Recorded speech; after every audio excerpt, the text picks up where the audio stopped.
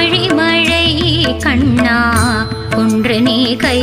கரவேல் ஆழியுள் பூக்கு முகந்து கொடா தேரி ஊழி முதல்வன்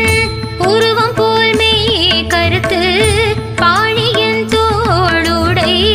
பத்மநாபன் கையில் ஆழி போல் மின்னி வலம்புரி போல் நின்றதிர்ந்து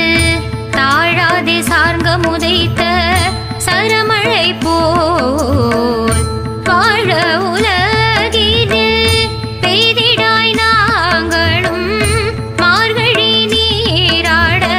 மகிழ்ந்தேலோரெம்பாவாய்.